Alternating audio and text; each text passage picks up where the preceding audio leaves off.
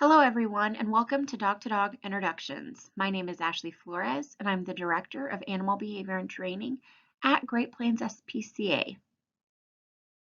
Here is a training overview of what we will be discussing today in Dog Introductions.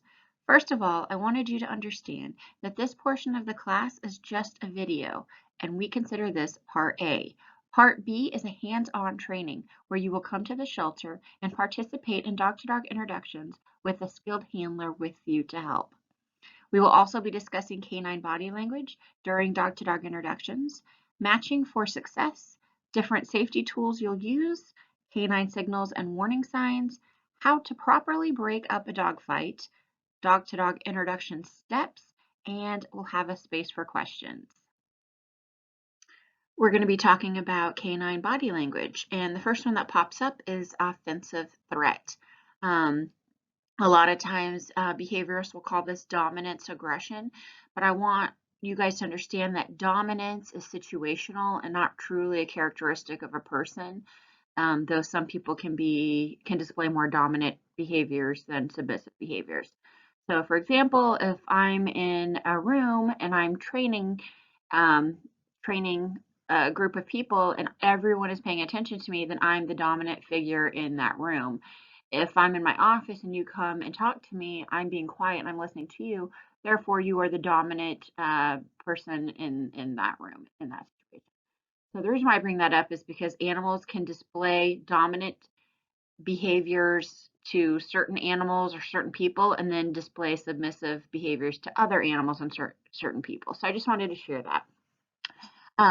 But moving forward, when you see this behavior, if you take a look at this dog, and I got these photos offline. I don't really even remember where I found them. I think they may be ASPCA or another really great website online, but I really think they're ASPCA's. So anyways, this is a dog displaying some dominant offensive threat.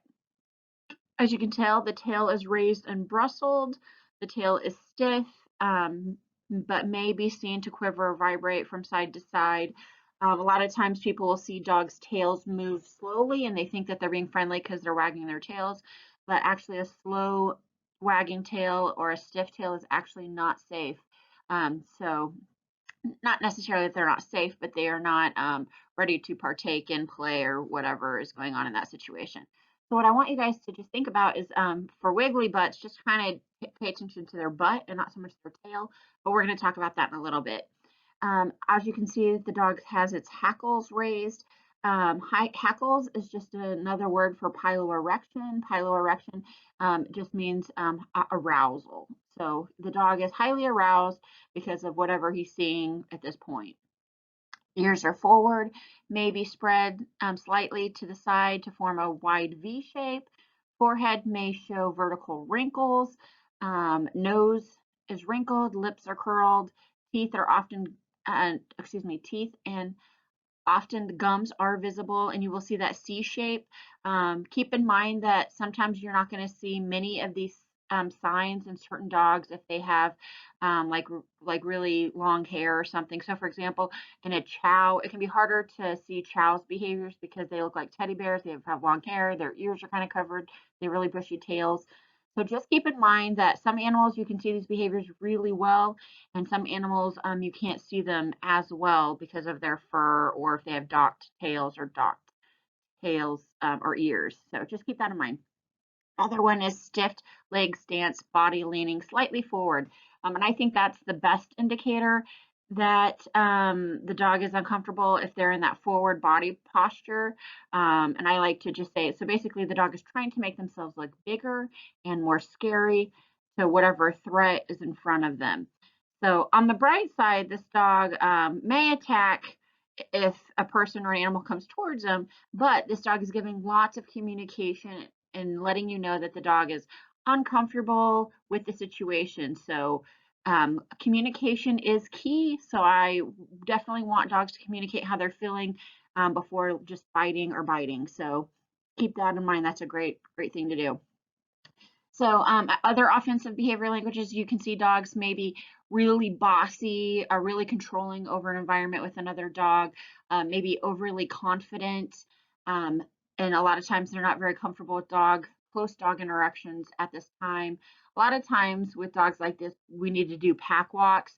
And a pack walk is just when you just go for a walk and keep the dogs leash, a couple of leash distance lengths apart before they actually get to engage with one another. And then if they start doing well on their pack walks, we slowly let them get introduced closer and closer on their walk. And then we watch them and see, are they starting to sniff at each other? Are they walking together in unison? Is one focused on the other one and just wanting to fight? And so those are just kind of key things that you're going to pay attention to. But overall, if you see a dog with this body language, I want you to understand that this dog is not ready for an introduction of another animal or person for that matter. So we'll go on to the next one. So here is the defensive threat. So the other one was offensive, so this is the defensive. So if you notice, this dog is basically trying to make him or her as small as possible to avoid any potentially dangerous threats. So the dog has its tail tucked, the body is overall lowered, hackles are still raised because they're still alert to whatever stimuli is causing this behavior. Their ears are back, the pupils are dilated, the nose is still wrinkled, the lips are still slightly curled, and teeth may be visible, but if you notice, the corner of the mouth is pulled back, but it's not in that C shape like you see on the offensive threat. And you can always rewind this to go back to the other slides for comparison if you're interested. Dogs that are displaying this kind of behavior are usually lacking socialization with other animals and would probably do better doing a pack walk like I talked about before. It's just having them walk together without them exactly meeting each other just yet. I normally like to keep them about 10 feet apart, and then as they seem to get more comfortable on the walk, then we can slowly get them closer and closer and walking parallel to one another. I usually dogs like this would do better with a calmer dog just to allow space and time for them because there are dogs that are, putting a high arousal dog with a dog like this is going to really scare this type of dog. And I would highly recommend slow introductions with a dog like this and just taking your time and making sure they feel really comfortable with each other. Here we have body language displaying stress and anxiety. So a lot of times you're going to see a lot of like huffing behaviors, and I'll explain what huffing is in a moment. But if you take a look at the picture, you can see the tail is down, the back is lowered, the ears are back, pupils are usually dilated. Most people don't notice pupils. They are looking at overall body language than eyes, which is fine. Rapid panting with the corner of the mouth back, and you'll see sweaty paws. What's happening is dogs they don't sweat like humans, and so they release heat and sweat through their paws and through their mouth. And so what happens, you'll get a lot of like little sweat pad marks on the ground. So if you've ever taken your dog to a vet and they had to stand up on that middle table and you've seen lots of paw prints, that's exactly what's going on here. You'll see a lot of these dogs with these types of behavior doing a lot of what I call parameter checking. So they will basically be running the parameter of the area that they're allowed to free roam, and they'll just be circling, like checking for places to escape or get out, or see if there's other animals, or it's basically just checking everything out as much as they can, and they will huff. And a huff is kind of like and it's very it's loud and it is very rhythmic when they're doing it. Now keep in mind, if the dog is in a place really hot, they could be huffing because of the warm weather, but you will also see this type of anxiety huffing during stress anxiety behaviors as well. So if you see a dog like this, please know that this dog is not comfortable and is displaying a lot of signs of stress and is probably not quite ready to meet another dog yet. And stress could be from environmental factors or the animals that they're being paired with. Try to do a pack walk before they're off leash, or just do anything that sometimes what we do is we have dogs on the other side of the fence and kind of like let them smell each other and see if if that works. Now, this doesn't work if dogs have what we call barrier aggression. which we'll be talking about barrier aggression in a little bit later. But if the dog has either of the dogs have barrier aggression or growling and barking at each other's fence, then you do not want to do that. But basically, this type of dog would definitely need slow introductions, and that would be most important for it. Here is a dog displaying submissive body language. This is what we call active submission. You'll see the tail is down, the body is lowered. They may leave sweaty footprints. Their ears are back, forward, smooth. Forehead is very smooth. Eye contact is brief and indirect. They will be looking the face of the other animal or at the air towards the other animal. And as you can see, the mouth is really is pretty close, pretty tightly, and has the corner of the mouth maybe back a little bit. They will raise their paws, usually one at a time. That's usually the front one. And that is basically solicitation to play or to display appeasing signals. Appeasing signals is just another type of calming signal. And this is just to let the other animal know that they are not a threat to them. And it's just a way for them to diffuse any potentially dangerous situation for that dog. So if you see a dog like this, they are pretty nervous. They don't feel very confident yet, and they are displaying submissive behaviors to avoid conflict.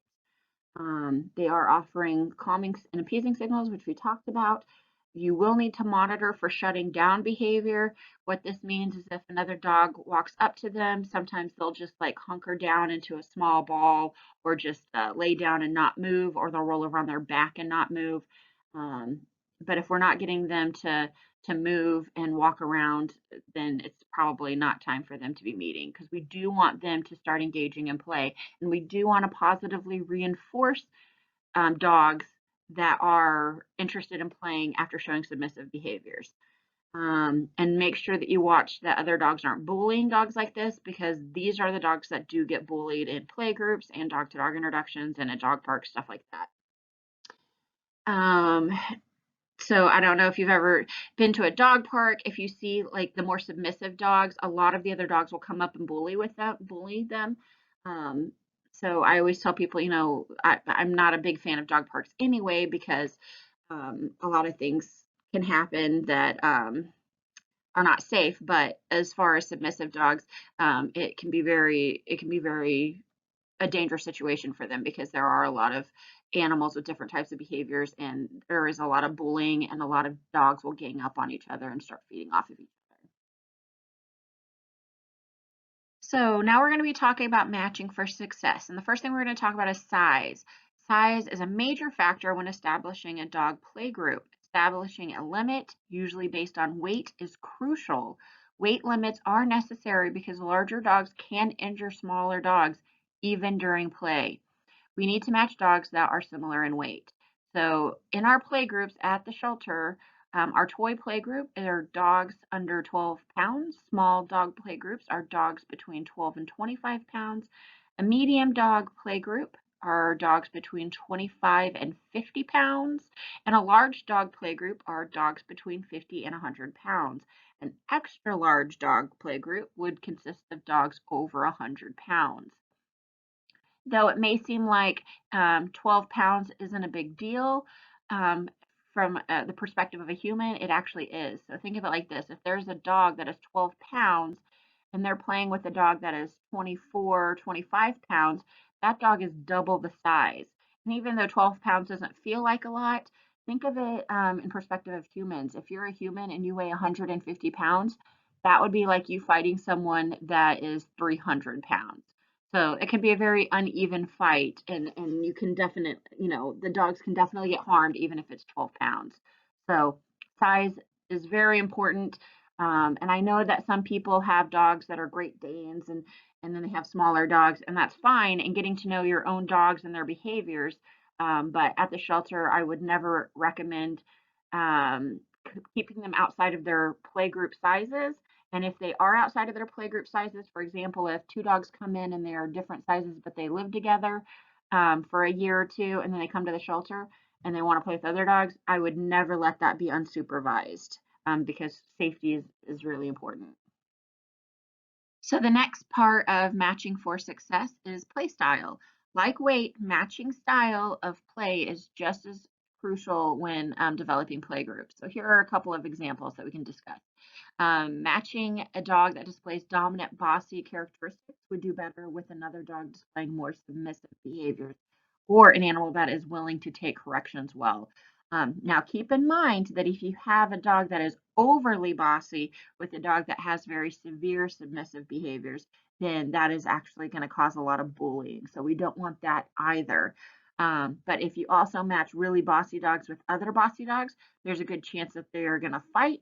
And if you put really submissive dogs with other submissive dogs, then they're not going to learn many new behaviors, and they're just going to be submissive frequently, and they may not even interact and just become coexisters. So there's definitely a happy medium when it comes to creating successful play groups. But the more you do it, the more you're going to learn. It's a lot of this is going to be trial and error, but you will eventually get it over time.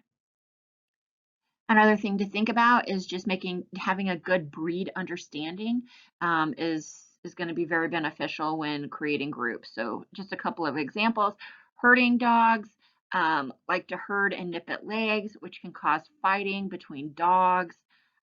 Terriers are very high energy and can redirect a lot on other animals during play just from high arousal. Another example would be like beagles. They use their nose and will be more interested in finding food than play sometimes. Huskies, some of them are very prey driven, so you don't want to put them with small animals. So it's just that kind of stuff. So just making sure that we're matching the right dogs with the right animals is going to be really successful. That doesn't mean that animals with these behaviors can't find dogs to be successful with, but it just means it's going to take a little bit more time to make sure that we have appropriate groups. Another one, dogs that are overly aroused are will easily annoy other animals. So that's something to think about. And a lot of times when you have animals that are highly aroused during play, a lot of times they need a lot of breaks or timeouts to calm down before they can play again. Because it's like if you're playing with someone like you as a human, if you're with someone that is highly aroused and taking a lot of your attention, it can be very exhausting for us. So it is the same for animals. And then of course we talked about prey drive already. Prey drive is really important because there are some husky and terrier breeds that do display prey drive, and we just want to keep everyone safe. So going back to what we had talked about earlier about size is really important when developing appropriate play groups. So matching for success again, we're going to talk about age appropriateness. Age is very important when matching dogs for play groups. Younger dogs do not have the same mannerisms as older or middle-aged dogs. So a lot of times the younger pups have to learn from them. And putting a puppy with an older dog can be a lot of stress on an older dog. So we see this at the shelter a lot where people will want to they'll have a dog that's like 14 or 15 and about to pass away, so they want to get a puppy. And sometimes the older dogs are fine with that and they like puppies, but sometimes older dogs don't want anything to do with the puppy, and it can actually be more stress on that dog and can cause the dog's lifespan to go down because of stress from the puppy. So younger dogs can annoy older dogs because they're not listening to their corrections.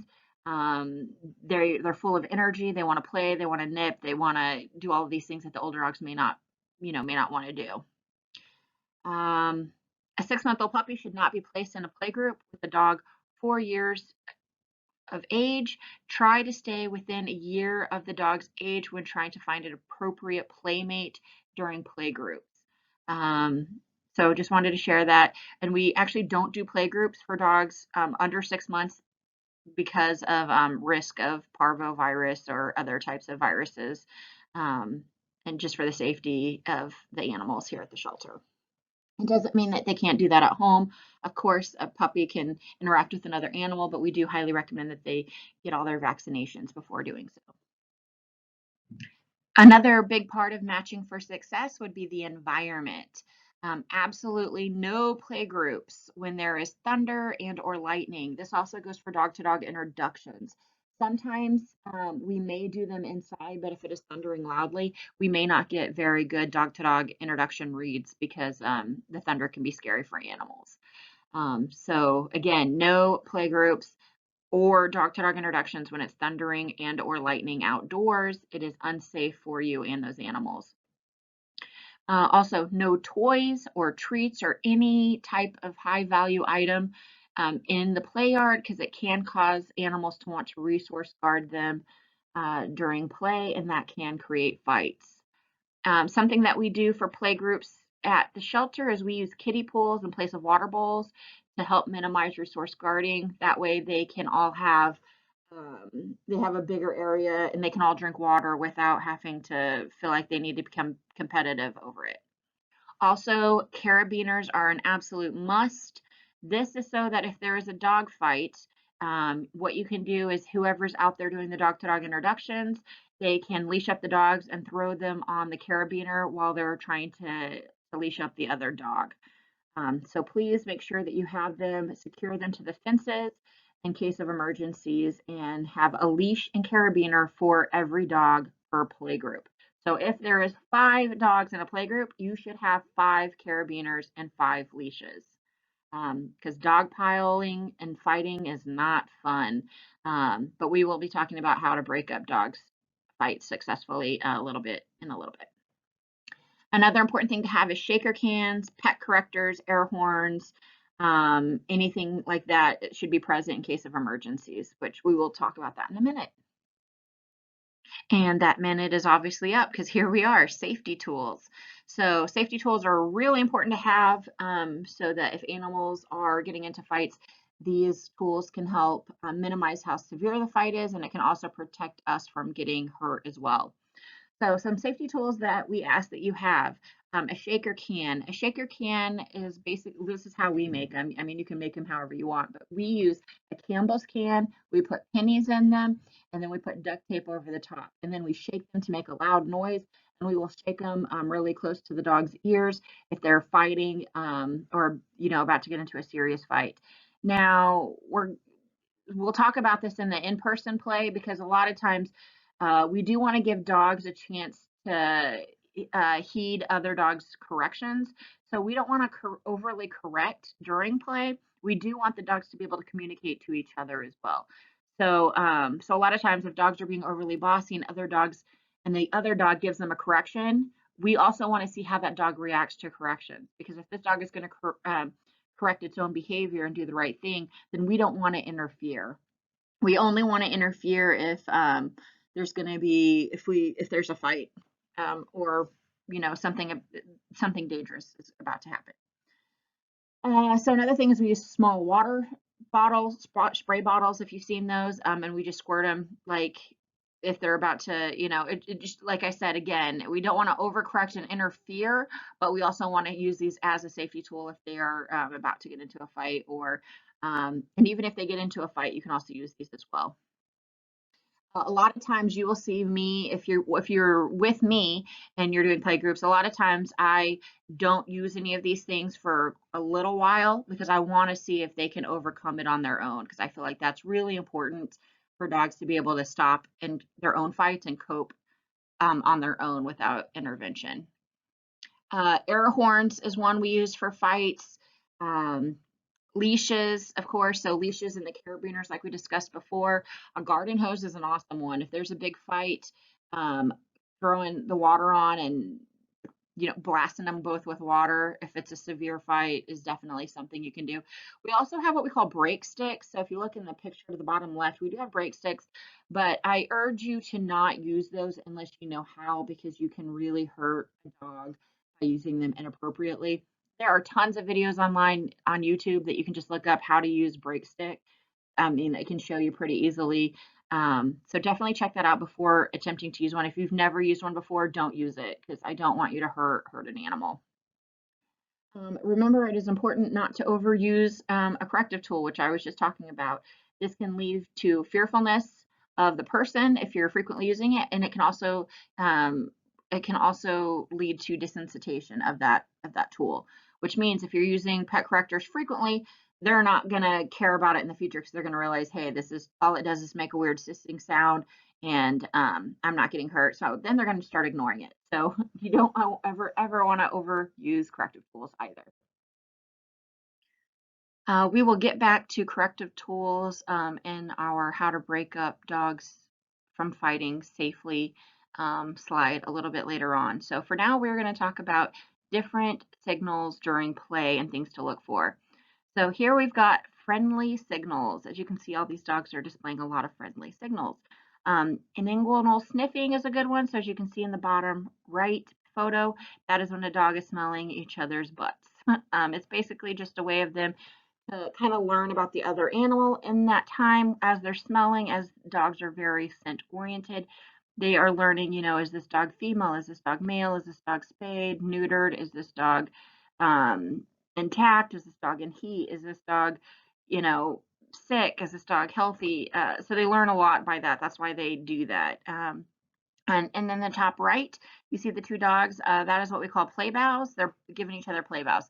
So the play bows are super important, and the reason why they're so important is because during play, dogs practice a lot of killing techniques. So if you've ever watched your dog play with a toy, when they grab a toy and they start, pulling out of the stuffing, they're basically like gutting an animal.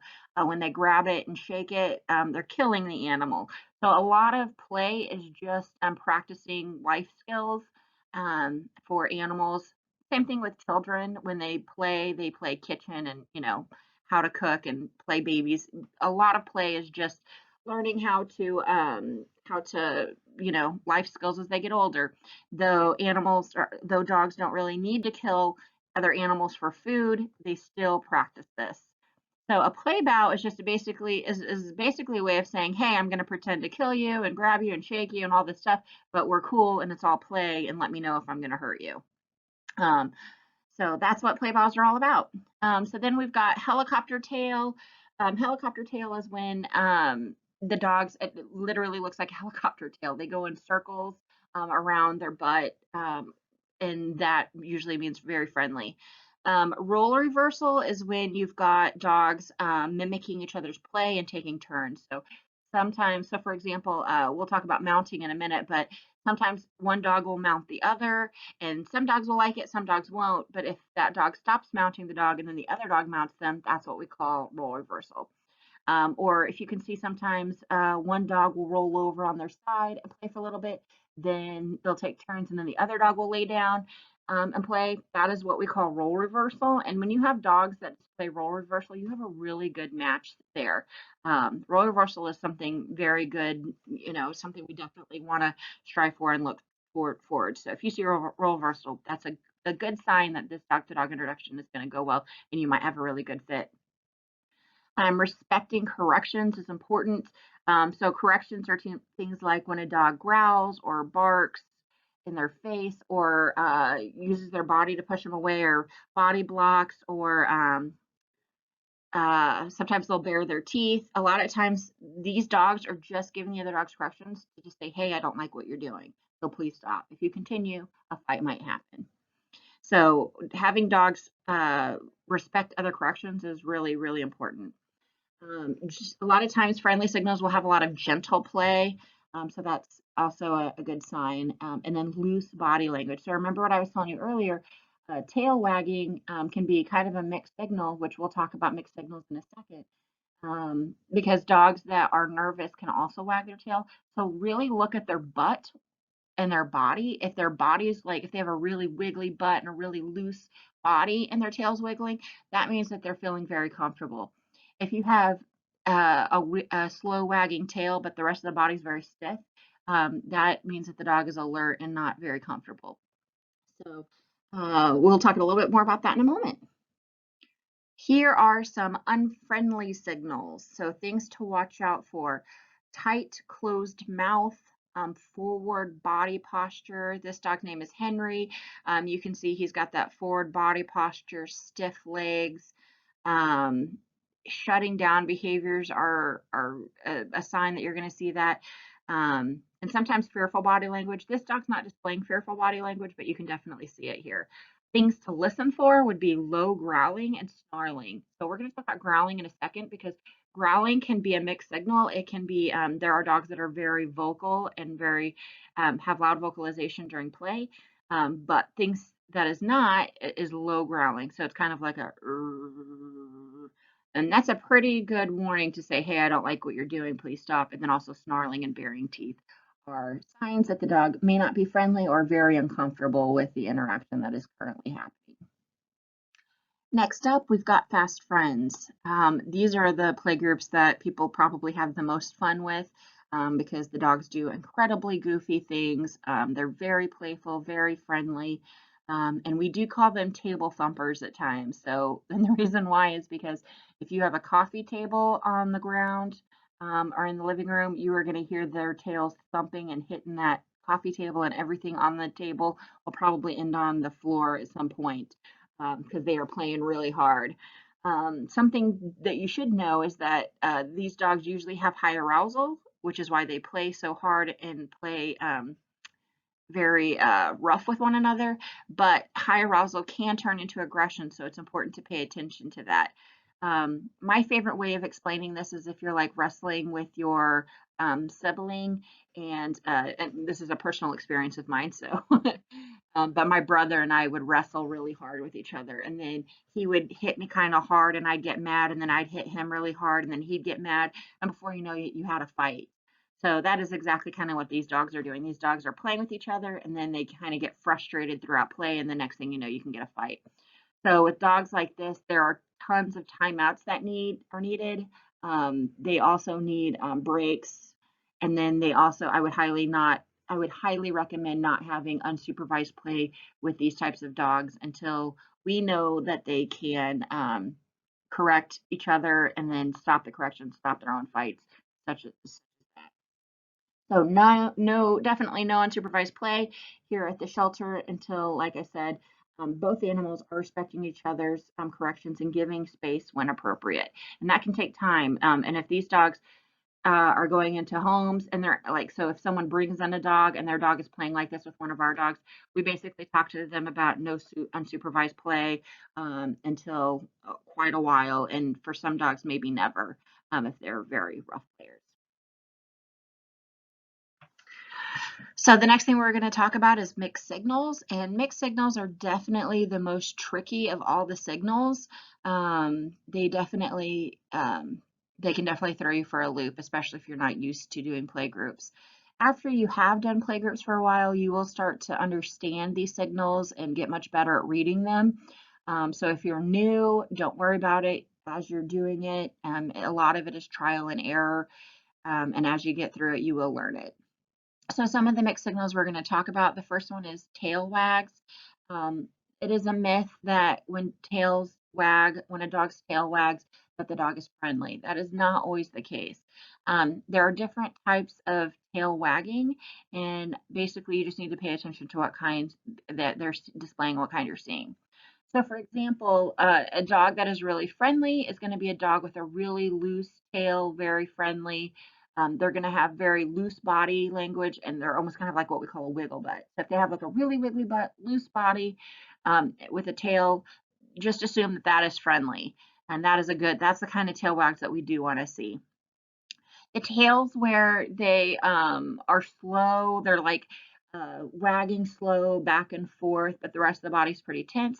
That behavior language is basically a dog saying, "Hey, I feel kind of uncomfortable. I'm unsure about this. I don't know if I'm safe here." So those are definitely mixed signals because they can be good or bad.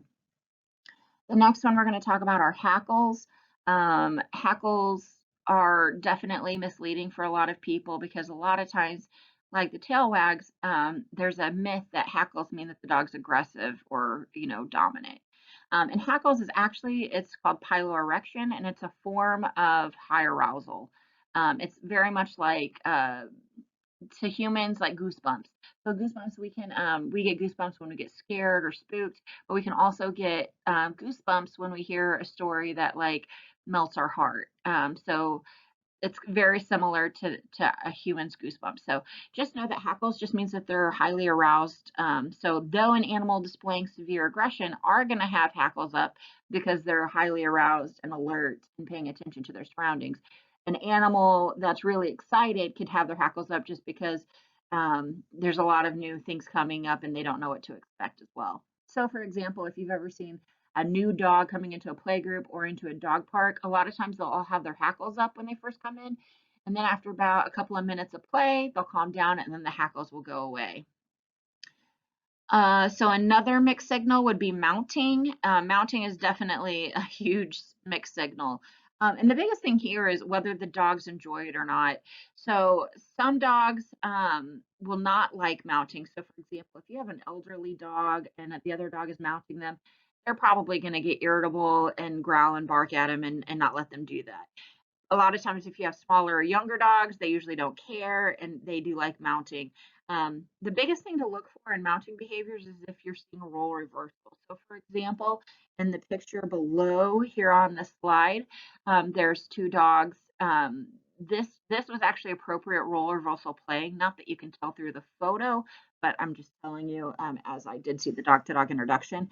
And what had happened is the dog on top was mounting the beagle, and then after a couple of seconds, the beagle would mount the other dog.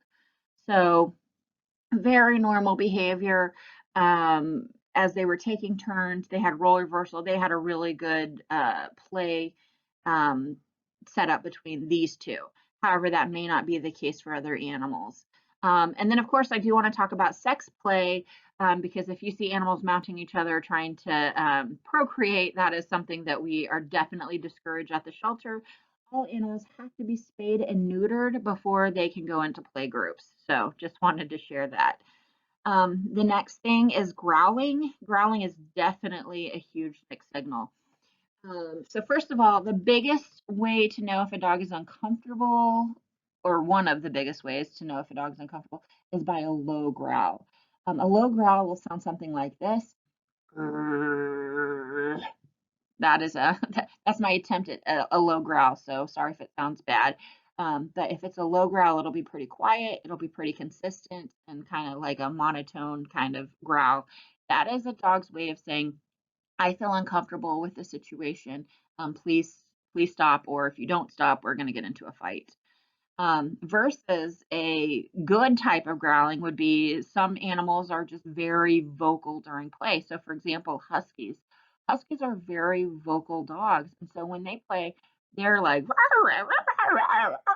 and people are like, oh my gosh, are these dogs fighting? And by and large, if you see two dogs and you don't know for sure if they're fighting or not, chances are they're probably not fighting. It's usually pretty apparent when a dog is fighting with another dog and when you need to intervene, in my opinion. But that's what I usually tell people. If you need to sit there and think, hey, are they fighting? I'm not sure. They're probably not fighting. So loud vocalization is not a big deal in play, but it can be confusing for people that are trying to read behaviors during dog-to-dog introductions. Another one is stiffness. Stiffness. So one of the biggest pre-warnings to a bite is when a dog gets really tense and doesn't move. So in that sense, stiffness would be bad. Example where stiffness can be good would be when a dog gets really stiff and then it turns into a play ball and then they start playing everywhere. So you will see these dogs that will get really still and not move, and then they'll run really fast, and that's more like chase play or stiffness before play bow and stuff like that. So that stiffness is okay. So just recently I had someone ask me like, how do you know the difference between the two? And my response was, I just wait 10 seconds and see what happens. So if they are stiff for 10 seconds and then they stay stiff and they don't move and then they get nervous or bare their teeth when an animal comes near them, I know they feel uncomfortable. If I wait 10 seconds and then they start running around and playing, then I know that that's play, their form of play. Another thing to think about is leash and barrier aggression. This is a big one and it really confuses a lot of people at the shelter. So barrier aggression just means that an animal displays aggression when there's a barrier in place. And a barrier can be a leash because when they're on leash, they can't leave the leash area. So that is a barrier for them. Also being behind a kennel door or behind a fence, those are all forms of barriers. Now, some animals display barrier aggression because they want to get out and not have that barrier. And then sometimes they're displaying that barrier because they're actually not paying attention to the barrier and they just want to get to whatever's on the other side. So, for example of that, a lot of times we'll have animals that have barrier aggression and they'll start growling and barking and lunging and snarling at other animals when they walk by. But in reality, some of those dogs actually are really friendly with other dogs and they were displaying frustration because they couldn't get past the barrier and they were growling and snarling at the clear door and not at the dog walking by. So it can be very misleading for people when they see that behavior. So a lot of times dogs with barrier aggression, if they meet on a tight leash, and that means if you have the dog on a tight leash and the other dog on a tight leash, they're going to be a little bit more reactive. And if they're on a loose leash, they're actually going to be much better when they meet. But we're going to talk about loose leash and tight leash in a moment. Um, and just keep in mind that with leash and barrier aggression, you do have to pay attention to that. And most times, so the behavior team actually tests dogs that have barrier aggression.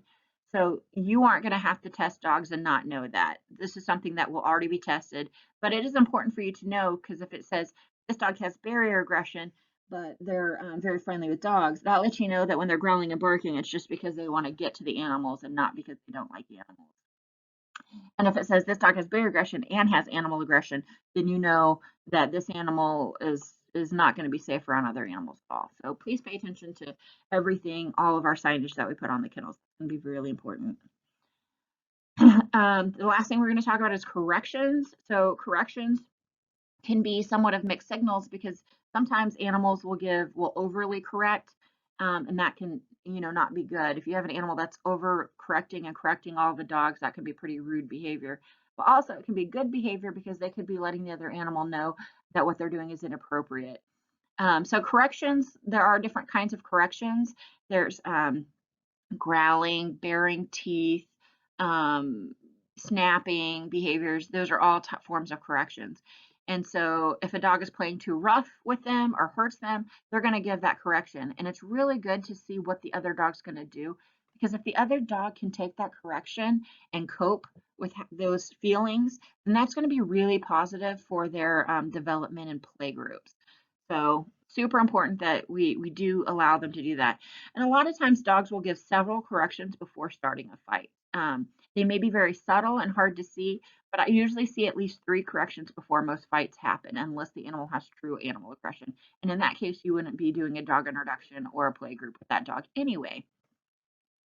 So a lot of times when I see them, I can say, oh, 1, 2, 3, okay, there's gonna be a dog fight.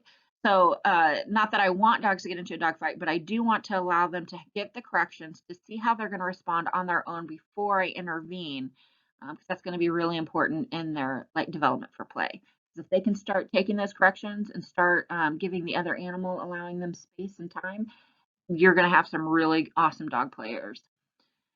So overall, the biggest thing I just want to share is to pay attention to overall body language. So if there's weird tail wagging, just pretend you don't see that and look at the other body language. Is there forward body language? Is it play? Is there play bows? Are they mounting? All of those.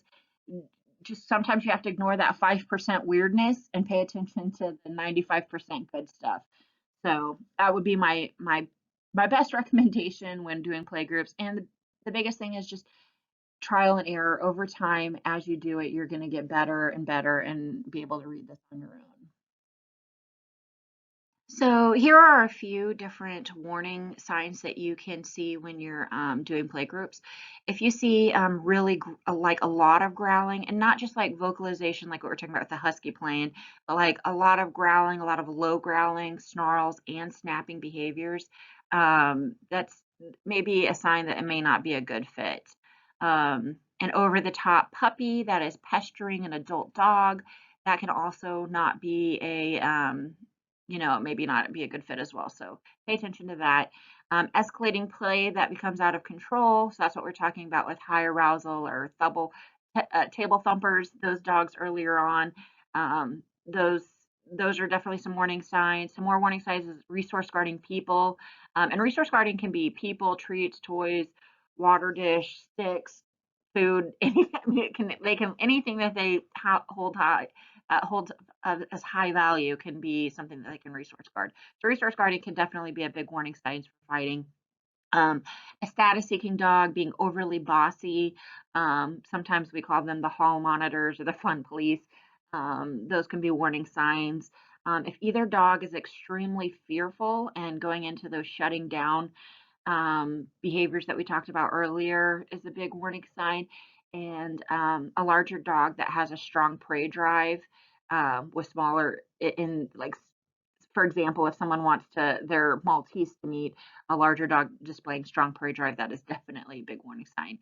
These are just a few, but just, basically just, if your gut feels weird and you feel like it may not be a good fit, or you think it's something's, not right, just make sure that you come and grab another person that is used to doing dog-to-dog introductions or play groups, because it'll be a learning experience for you as well, because maybe it is a really bad situation, or maybe it's a super easy situation and you just have to learn through it. So definitely always ask for help if you need it.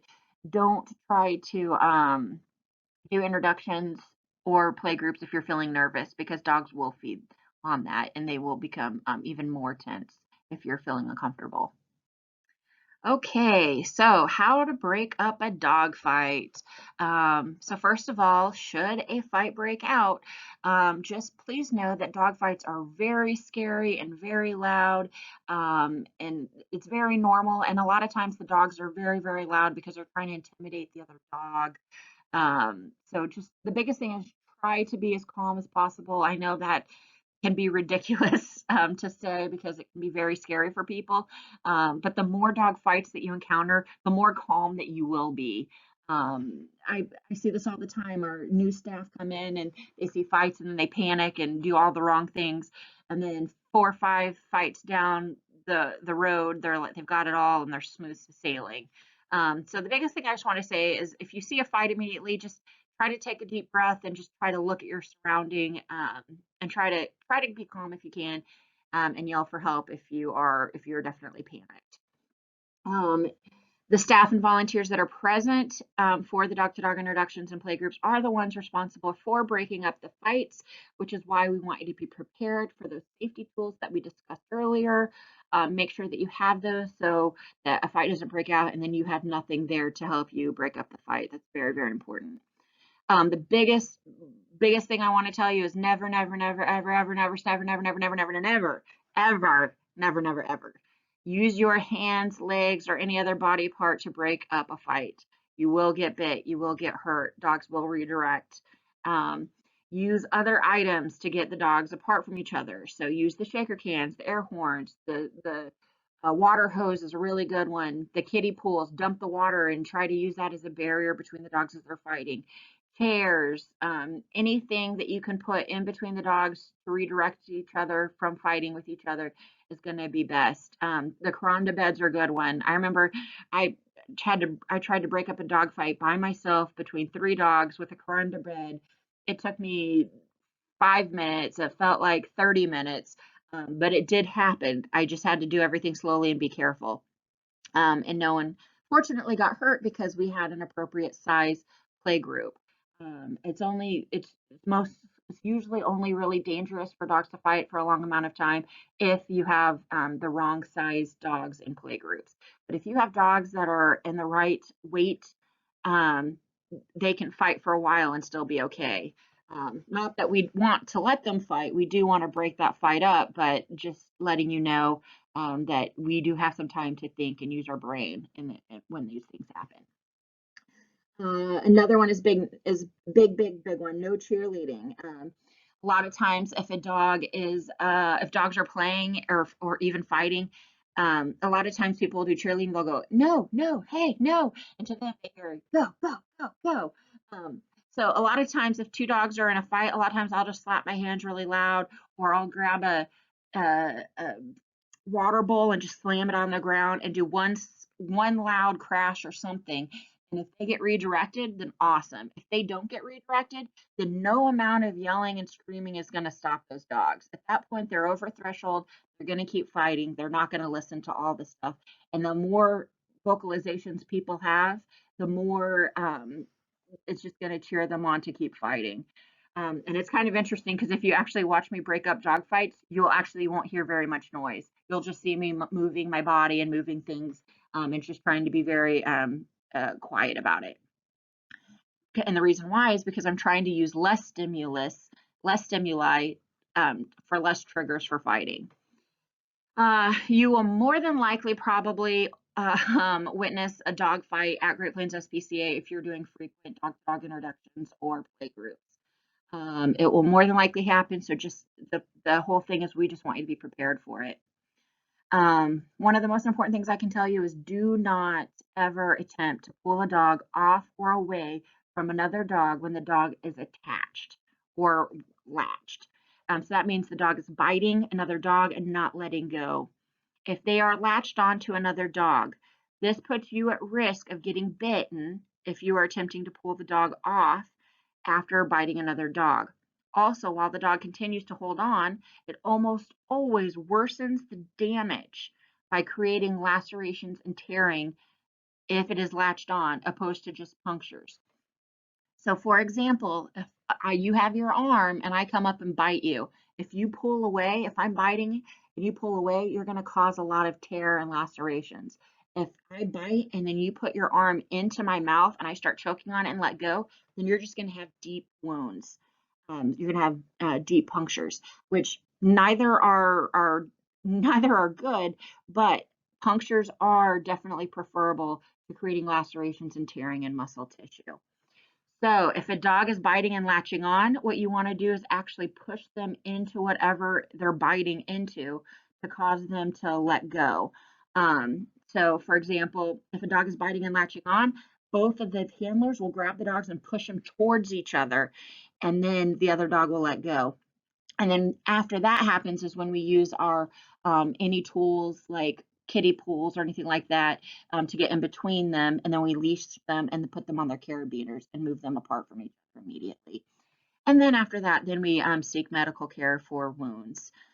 So please always know if a dog is latched on, never ever pull them off the other dog. It is I I can't even tell you how much trouble this has gotten people into the past. We had a dog bite onto another dog's leg at one point, and people panicked and started pulling him apart, and the dog almost lost its leg. And in reality, if it had been done right, that dog could have that dog leg would have been totally fine, and that other dog would have just had deep punctures in their leg.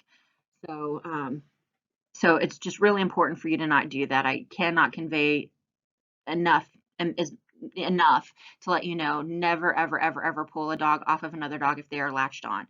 You have to get the dogs to unlatch before you pull them apart. And again, stay calm. It seems kind of silly to say that when these things are happening because it does seem really scary. But the best thing to do is to try to stay calm and to try to seek help if you need it. Okay, so we're back to tight versus loose leashing. So I hear some pictures of two dogs. So I liked my favorite thing that I've heard someone say is tight means fight. If dogs are on a tight leash, there is a higher chance for them to fight. And the reason why is it's creating a barrier. So think about it like this. If a dog, so when a dog is scared, they can either display fight or flight behaviors. If they're on a tight leash and they know that they can't move or get away from whatever they're afraid of, they're going to go into fight mode. If they're on a loose leash and they feel like they can go away, they're more than likely going to go into flight mode. This is why animals that are on chains or live in backyards frequently develop barrier aggression and will start growling and barking when they're on chains or tethered or behind fences frequently. Um, so we definitely want dogs to be on a loose leash when they're meeting each other. Now I know that can be difficult sometimes if two dogs are very eager to meet each other and they'll run up on each other really fast. But in that situation, then I need the two handlers to run up as well because we need them to feel like they're off loose leash when they're first initially meeting. I know it can be difficult, but it is important. And I know some people want to keep them on a tight leash because it gives humans more control. But if humans have more control, that means the animals have less control. And if the animals have less control, that means they're more apt to react and want to fight because they don't have control. So us as humans have to give up control to let these animals to make choices themselves. And if you have two dogs that are going to fight, the chances are that if they're on a loose leash, the fight is going to be less severe than if they're on a tight leash. So make sure that these dogs are on loose leash when they're meeting. It's going to be very important. We're going to show you hands-on how to do this in our hands-on portion of the class because it may not seem to make sense. But the biggest thing is you're going to hear us say loose. we're going to say you have a tight leash, loosen your leash, loosen your leash. You're going to hear that like 6 times the first time you start doing this because it is just so natural for us to want to keep them on a tight leash. Um, but we will be there to help you and remind you to not do that. Okay, so for the part that we've all been waiting for, here are the actual steps of doing a dog-to-dog introduction at our shelter. So first of all, as you can see, I put it in a nice little order. First of all, you need to be prepared. You need to enter the room, proceed to one side, get to know all animals involved in the dog-to-dog introduction. So this is the time to ask the owners, like, tell me about your dog. How does your dog normally get along with pets? And I like to say normally because sometimes there are those dogs that we don't get along with, just like people. Sometimes there are people we don't get along with. So same thing. Um, so is your dog altered? Is your dog spayed, neutered? Does your dog get into fights? Have they gotten into a fight? Tell me what you know about this dog. And the same thing with our animal. Get to know, their previous dog-to-dog introduction history, so you won't have any surprises. The first step is what you're going to do at a distance. You're going to walk in 3 circles. You can do more or less depending on the dogs. A lot of times you're just doing 3 circles just to let them see each other and sniff. Now, if an animal has barrier aggression, this is going to drive them absolutely crazy, and you will need to do it a little bit differently. But if the dogs are just sniffing and looking at each other, wonderful. And they're just going to go in a circle and just see each other and just kind of get used to each other. This is actually mostly just for humans, just kind of engage what they think is going to happen. It's more for the humans more than for the dogs, in my opinion. Reminder to keep open communication with the handler and try to remain relaxed and confident. If you are nervous, if you feel uncomfortable, then the dogs are going to feed on you and they are going to they're going to get more tense and react. So if you aren't feeling confident to do these, then you should not be doing them. You can always do easier dog to dog introductions and work yourself up, but don't try to force yourself to do something you're not ready for because it, in the end, never goes well. Keeping open communication is really, really important because this is the time when you can say pull. And if you say pull, then you'll pull both dogs in the other direction. Even if you don't see anything that's wrong, if you hear pull, you need to pull the other dog because the other person saw something. And that's really important because when you have a dog on a leash, you can't really see their face. You just see their butt and their tail. So the other person can see if the dog's snarling or growling or, giving any kind of weird signals. So if they say pull, you need to listen. And sometimes they may pull and not know that it's not a big deal, but at least you can discuss it and make sure that you guys are both feeling really comfortable. So, for example, I was doing a dog-to-dog introduction with someone, and my dog does submissive grinning. So, submissive grinning is where it looks like they're kind of baring their teeth, but they kind of have like they kind of squint their eyes and show their teeth, and we think it's really cute. Most humans think it's really cute. But she did a submissive grin, and the other lady said pull because she thought the dog was growling at the other dog. So at that point, I went ahead and pulled them apart, and that was a learning opportunity because I got to take the time and teach her about what submissive grinning was. So this is just a time, it's just very open. It's just really a good idea to make sure that you guys are communicating well so that you're able to help each other. Another recommendation would be to point out who would be the leader if there is a fight, because a lot of times if there's a fight and no one kind of picks who the leader is going to be, a lot of times you're going to both be kind of like jumbling and not really knowing and being instinct. A lot of times I will get into a dog to dog introduction and or a play group and I'll say, hey, I'm the leader. So when I'm the leader, that means I tell everyone what to do.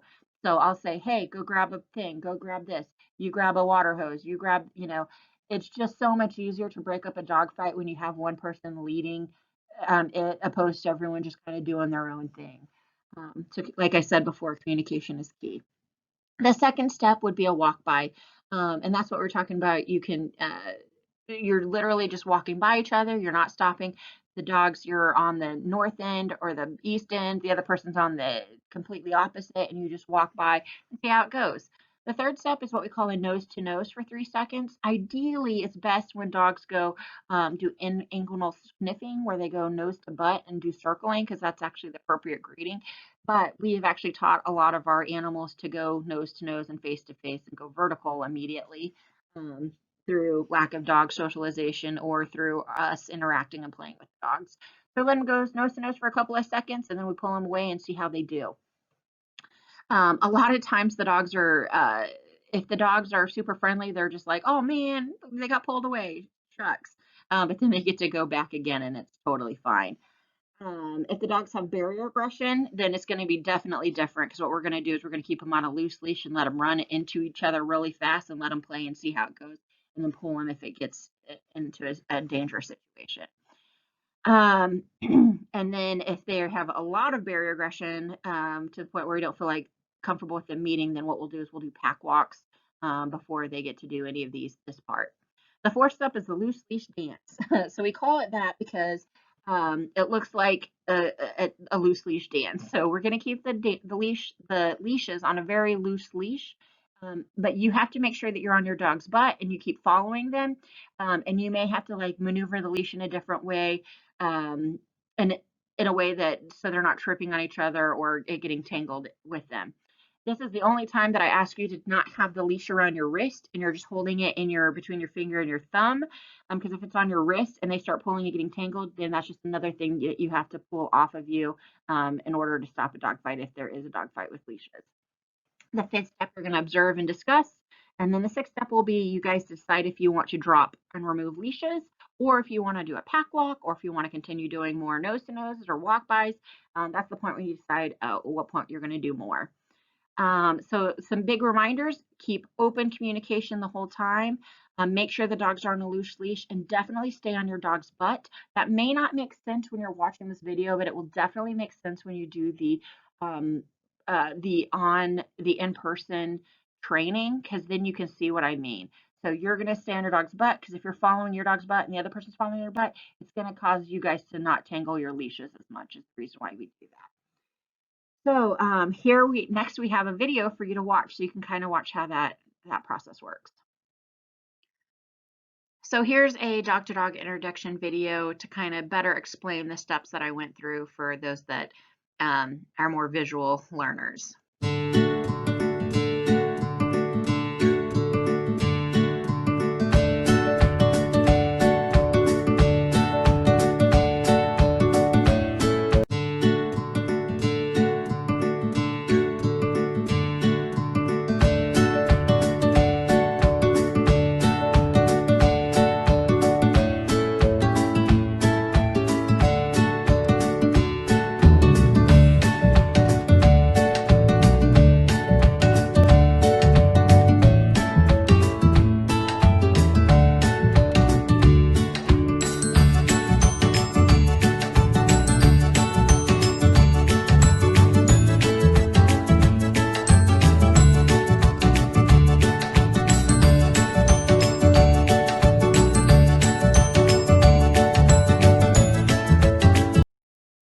And feel free to rewind this as many times as you want if you want to keep looking at this and checking it out. So here's just kind of the video, and this is kind of the part where you kind of just stop and decide like what's best. Remember what I said, stay on their butt. If you watch this video, you can kind of understand what I mean, because once the dogs start turning around and if you're not on your dog's butt, it's very easy for the leashes to get tangled. The biggest thing is you're going to just have to practice, practice, practice. The more you do these, the better you're going to get at it, and the more you're going to understand how to do introductions and play groups. Okay, so here are some helpful tips for when you are doing dog-to-dog introductions and play groups. So first of all, always remember to watch your dog for cues. Reading their body language is going to be key. And always make sure that they have overall good body language. If you have that weird mixed signal that's 1% or 5% that looks weird, and they have 95% of everything else that looks great, then it's probably going to be okay. But if they have, 90% of bad, undesirable or warning behaviors, and then they have a couple of things where they look good, overall, it's probably not going well. So make sure that you're just overall body language is important, and definitely watch your dog for their cues. Always remember to keep a loose leash and communicate with your partner. I can't convey anymore how important it is to be able to communicate with your partner and making sure that you guys are doing everything as safely as possible to protect the other animals and to protect yourselves from getting bit in a situation if they do get into a fight. Also, never let your guard down. This happens frequently. We get dogs, they'll start playing together and they'll do really well. And then all of a sudden, our adoption counselors will stop paying attention to the dogs and they'll start talking to the adopters. And then before you know it, there's a dog fight and we don't even know what triggered it. So never let your guard down immediately, initially. They just met, they haven't been together very long. I don't recommend letting dogs be unsupervised together until they've been in an established play group and they know how to take corrections and remove themselves. So very, very important. Another big thing is if you are uncomfortable, stop the dog to dog introduction and get a trained staff member. It is totally fine. We would much rather you come and get us for help than to force yourself to do something you're uncomfortable with and then have the dogs be really nervous and before you know it, start a dog fight. So always, always, always, always feel free to ask for help. Not a problem. We are happy to help. We are happy for your help. So always, always, please definitely feel free to help us because we are so thankful that you're here to help us. And lastly, here is my information. You can email me at aflores@greatplainspca.org, or you can call my desk number at 913-808-3396. I know it's hard to ask questions through a YouTube video, but so I just wanted to give those that phone number and that email address to you. So if you need to ask questions, go for it.